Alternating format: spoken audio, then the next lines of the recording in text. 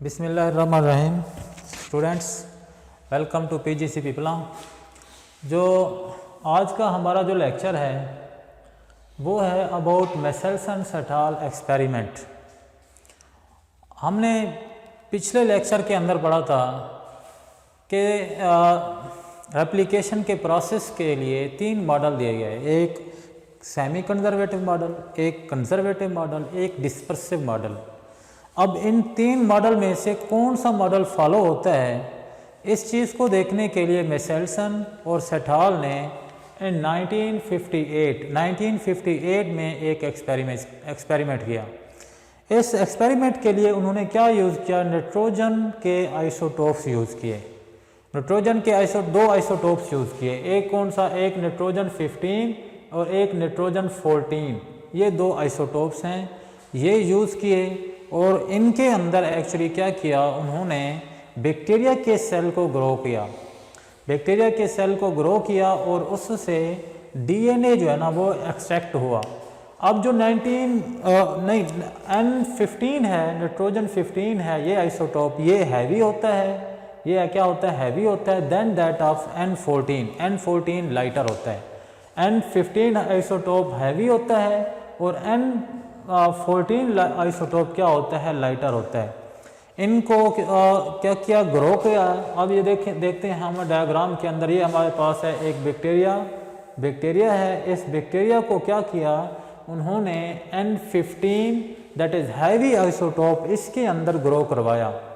और क्या किया, और फिर एक्चुअली अल्ट्रा सेंट्रीफ्यूगेशन के ज़रिए से अल्ट्रा सेंट्रीफ्यूगेशन कराकर एट द एंड उसने रिज़ल्ट निकाला। क्या रिज़ल्ट निकाला, पूरी हम डिटेल इसी टॉपिक के अंदर डिस्कस करते हैं। आइए देखते हैं कि बैक्टीरिया को उन्होंने फर्स्ट ऑफ ऑल किसके अंदर ग्रो कराया, N15 के अंदर, हैवी आइसोटोप के अंदर ग्रो करवाया।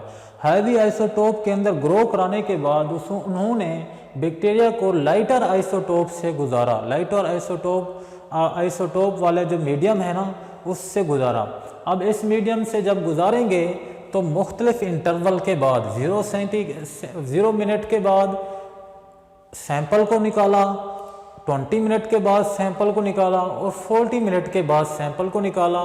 फिर जो है ना एक किसके अंदर रखा, एक ट्यूब के अंदर रखा। अब जो है ना उस ट्यूब के अंदर रखने के बाद अल्ट्रा सेंट्रीफ्यूगेशन किया। एक आपको पता है कि हम जब भी एक्सपेरिमेंट करते हैं, ये बायोलॉजी का मेथड है, बायोलॉजिकल मेथड है।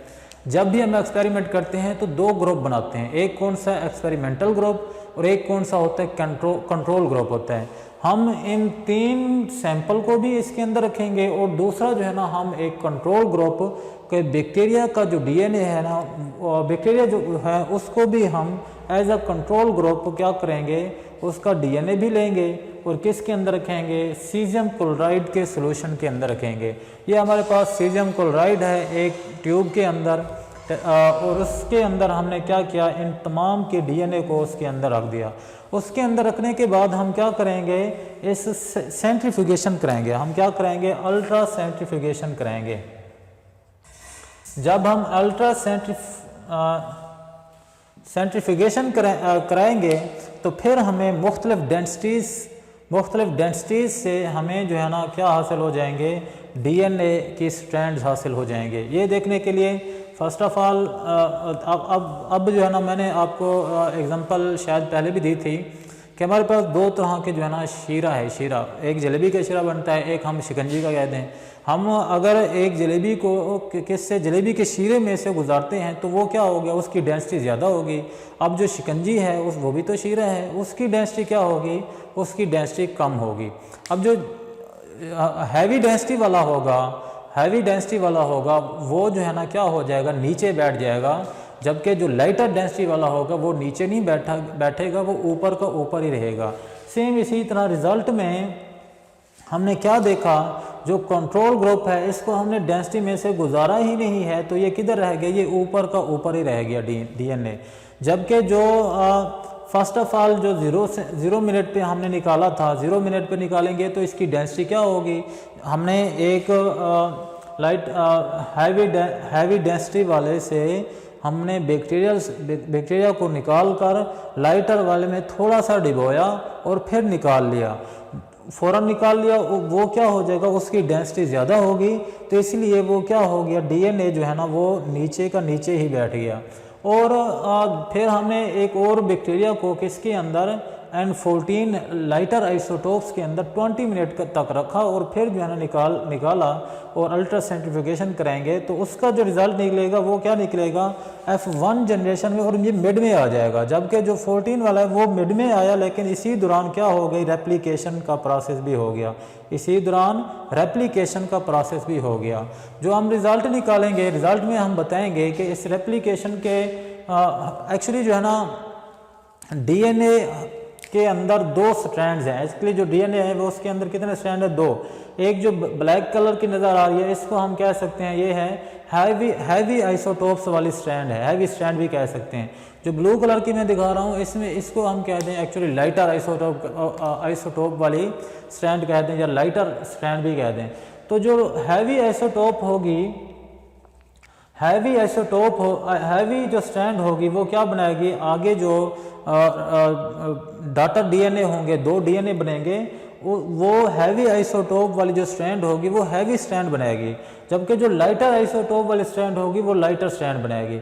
अब देखें, ये हर डाटा डीएनए के अंदर जो डीएनए डुप्लेक्स होता है वो एक्चुअली फर्स्ट राउंड के बाद एक्चुअली F1 जनरेशन के बाद रेप्लिकेशन का प्रोसेस हो जाता है।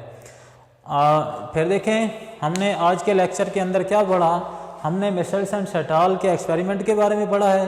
मिशेल्स एंड सेटाल के एक्सपेरिमेंट एक्चुअली हमें ये बताता है कि जो सेमी कंजर्वेटिव जो मॉडल थे, 3 मॉडल थे, एक सेमी कंजर्वेटिव, एक कंजर्वेटिव और एक कौन सा था, डिस्पर्सिव मॉडल था।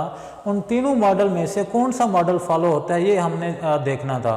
तो इसके लिए ये सारा एक्सपेरिमेंट किया और इसके बाद कंक्लूजन निकला। कंक्लूजन निकालने के दौरान हमने देखा कि जो डीएनए है 2 स्ट्रैंड पर, इसमें लाइटर और हैवी स्ट्रैंड पर, हैवी स्ट्रैंड क्या बनाएगी, हैवी स्ट्रैंड आगे जो है ना हैवी ही स्ट्रैंड बनाएगी डाटा डीएनए के अंदर। लाइटर जो स्ट्रैंड होगी पेरेंटल, वो आगे लाइटर स्ट्रैंड ही बनाएगी।